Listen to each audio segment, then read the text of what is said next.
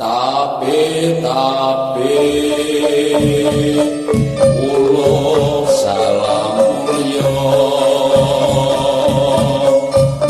atur bagya wis muga nusantara.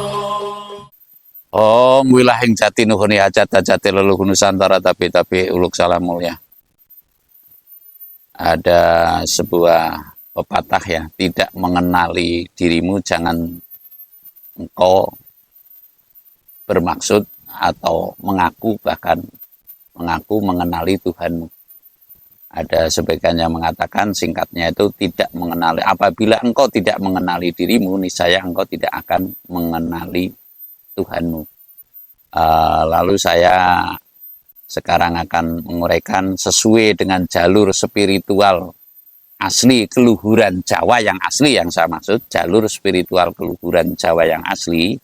Saya sering mengatakan bahwa kita itu ada 3 sukma sesungguhnya, 3 sukma, atau yang 2 dikatakan arwah juga boleh, namun kecenderungannya adalah saya mengatakan sukma. Jadi di dalam diri kita itu ada ruh suci atau sukma suci. Ada yang mengatakan ruh suci.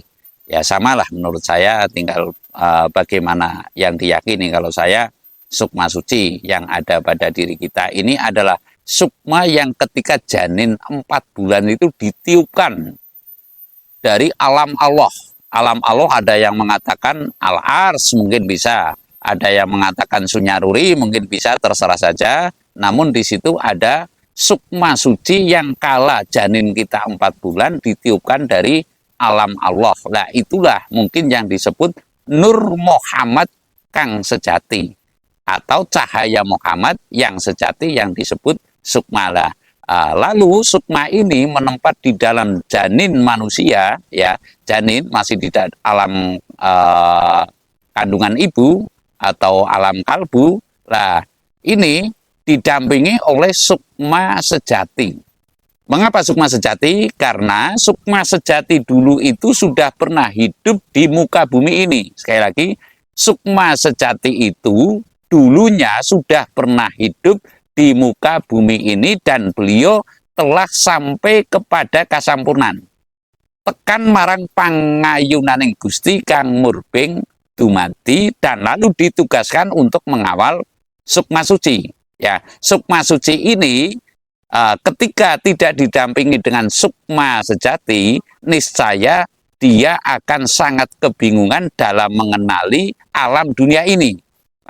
Satu buah contoh yang nyata, ketika anak kecil ditanya rambutmu mana, walaupun dia belum nalar, belum punya pikiran yang sewajarnya, dia akan menunjuk bahwa rambut adalah inilah. Itulah diantara yang dikatakan sukma sejati yang menuntun kepada sukma suci pada diri manusia ketika masih bayi. Dan lalu di satu sisi bukan sukma sejati saja, ada tambahan sukma diluwih. Sukma diluwih itu ya para raja, para pahlawan taruhlah seperti Pangeran Diponegoro ini termasuk sukma diluwih, termasuk tabe-tabe uluk salam mulia. Hamengkubuwono yang kedua ini juga di antaranya adalah sukma diluwih. Artinya dulu orang yang punya kelebihan namun belum sampai kepada kasampurnan dan mengikuti si janin ini, mbok menawa mendukung langkah-langkah si janin ini,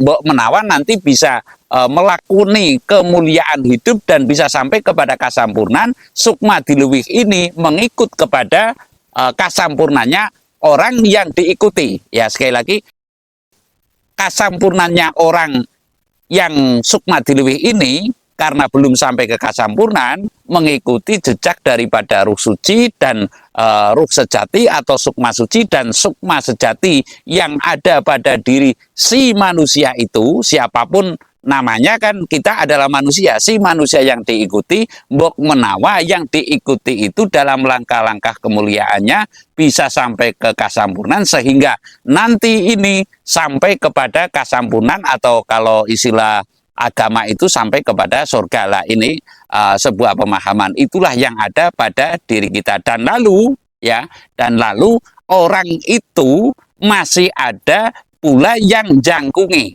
yang jangkungi ini juga perlu penghormatan. Lah, ini diantaranya saya sekarang berada di Gunung Jati. Gunung Jati bukan Gunung Jati Cirebon, namun di Gunung Jati Rawalo, Kecamatan Rawalo, Kabupaten Banyumas. Desanya kalau nggak keliru adalah Desa Menganti.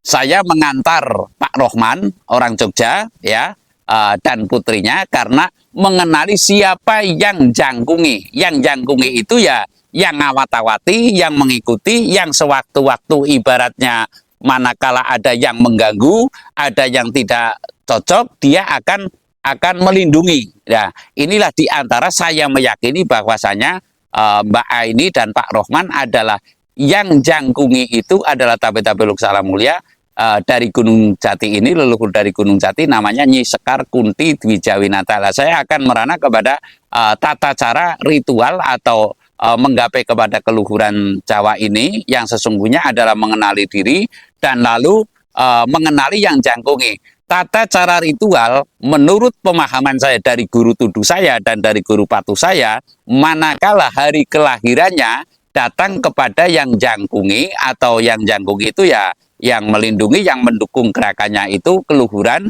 itu setiap hari kelahirannya sampai dengan 7 weton. 7 hari kelahiran selalu datang ke tempat keluhuran dan lalu setelah itu nanti per tahun sekali setiap bulan Sura.